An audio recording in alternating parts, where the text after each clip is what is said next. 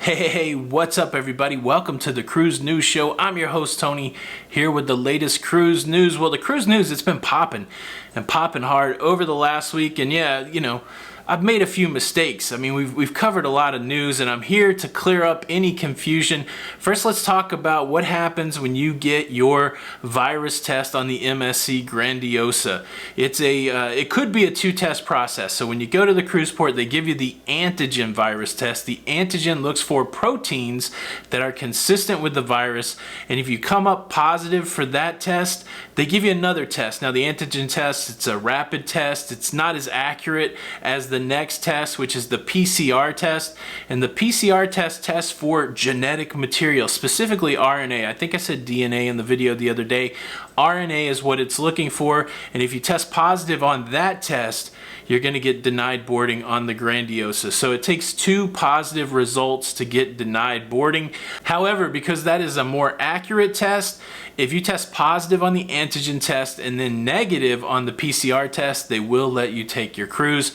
We don't know what it's going to be like here in the United States. That's how it's working in Italy on the MSC Grandiosa. And then on yesterday's show, I was talking about resuming cruising in 2020 in December specifically. I said that CLIA's date for the voluntary ban of sailing ended on November the 30th. That's wrong. It ends on October the 31st, the same time as the CDC no-sail order, and that leaves the whole month of November for cruise lines to get ready. Carnival may cruise in November. We've seen all the other cruise lines start to push out of November into December, but those are the corrections, and it takes us into the first cruise news story. The main man over there at Carnival Corporation, Arnold Donald, in a meeting on Thursday saying that he believes that there will be cruising for Carnival Corporation in North America in 2020. And specifically, this is what he said.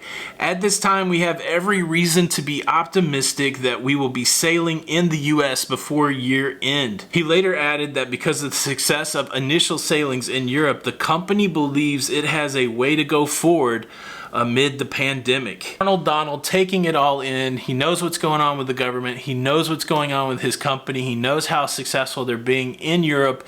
And he says, yeah, I think we will cruise in 2020. So it's not just me saying it. Arnold Donald, he's the boss. He's saying it too. So we've got that from Arnold Donald. And then you may be saying, well, that's not MSC. You've been telling us about the success of MSC. Okay, well, Carnival Corporation, the feather in their hat is Costa Cruising. Now, Roger Fazell, he is the spokesperson for Carnival Corporation. He says that Costa Cruises has not seen a single case of COVID-19 on board its ships in the more than month-long period that it has been sailing. Arnold Donald puts the period on the sentence, saying our company is uniquely positioned for phased resumption given multiple national brands which each can be restarted independently. Take all that in. That means that every Carnival Corp cruise line's not going to start at the same time. It's not all going to look the same, but they've had success with Costa in the Mediterranean, and now they're going to take those successes and leverage them in a phased way in the United States and before the end of the year. To me, that sounds like cruising in 2020. Now, I know we've heard a lot of messages over the last 7 months, but these messages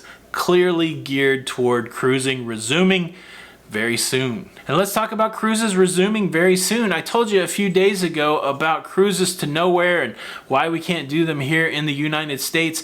If you didn't see that video, I will leave a link to it above. But one place they wanted to do it is in Singapore, and the Singapore Tourism Board, they made a plan, they submitted it to the governing authorities there, and they got the go-ahead. They got the go-ahead in a big way. There are going to be 2 cruise companies cruising out of Singapore, Genting Cruise Lines, and you may have heard of this second one, Royal Caribbean International. They're sending the Quantum of the Seas to Singapore to do cruises to nowhere.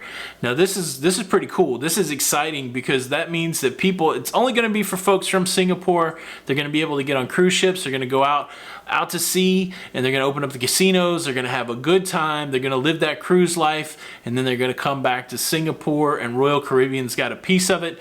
Let me tell you a little more about it. I've got the Bloomberg article up, specifically specifically about health protocols. Stringent protocols for cruise operators and passengers to permit the pilot voyages has been established under a cruise safe certification program.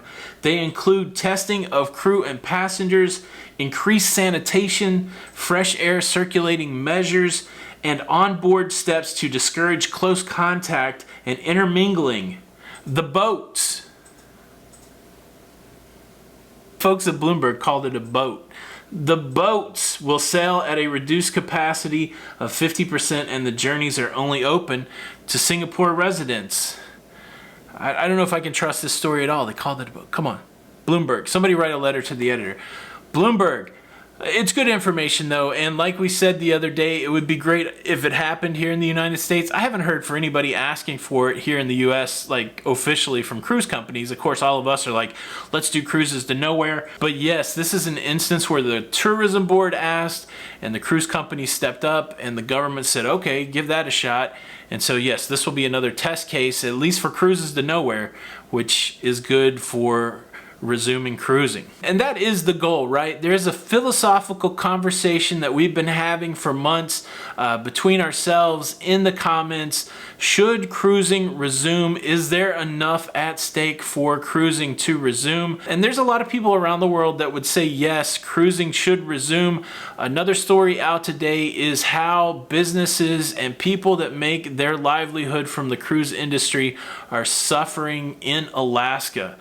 Skagway, Alaska, particularly business owners there reaching out saying that if this cruise suspension continues through next season, through 2021, we're not going to make it. It's looking pretty bleak. And that's really the rub. That's what we've been talking about. Do you fall on the side of, hey, look, cruising's not that important. It's non-essential travel. It's just leisure. Cruising should not restart. Or do you fall on the other side where you say, look, cruising is essential to people that derive their livelihood from cruising and they should get a chance. This is what we are all struggling with. We are all fighting this virus. We are all trying to stay healthy. We're all trying to stay safe, but it's not healthy and it's not safe to see financial ruin decimate the livelihoods of hundreds of thousands of people. And so the easy answer when somebody says, what do we do in the face of cruising starting up again? What do we do in the face of this virus? Well, we say, let's just keep everybody safe. Let's keep that business closed down. Let's keep everybody at home and it's all good. Everybody's happy. Well, that's just not the case. You're letting a multi-billion-dollar industry that puts food on the table of hundreds of thousands of people across the globe, you're letting it die on the vine without even trying. And I think that's a mistake. That's what I keep advocating for. I think it is a mistake to just let it die. I just don't think it's the answer. And what I see is we're sitting with two extremes.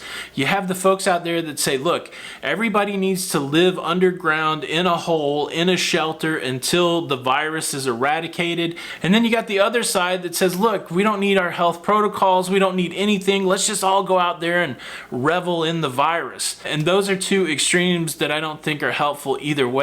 I think we have to strike a balance somewhere in the middle. And I will say it again, what cruising has done over the last few months, especially in Europe, they have demonstrated that they can create an environment that is safer than most of the places I go in my local town. Nowhere else can I go where everybody I'm going to be hanging out with has had a test and it's come back negative. Tests aren't 100% accurate, and so the cruise line's above and beyond. Health protocol stacked on health protocol, creating the cruise bubble. And so far, that has worked. People have not been getting infected. And to look at an industry that's made that kind of progress and say you don't get a shot here in the United States is ludicrous to me, considering how everybody else is acting in the United States. People are getting sick everywhere and not even attempting this level of protection that the cruise line is offering so that people can get back to work, so that people can put food on their tables, and so that people that are stuck at home can go someplace and be safe and have some sort of normalcy. And it's not just me talking about it, it's people in Skagway, Alaska, that are trying to not lose their livelihood. If you were king for a day, what would you do? How would you balance the safety of your people and also the livelihood of your people? And are those things mutually exclusive? How do you strike the balance? That really is the question. Well, those are the cruise news stories. Tell me what you think in the comments. Show your support for the show by hitting the like button. This is Tony for Lido Loca, and until the next time, we'll see you on the Lido. Bye.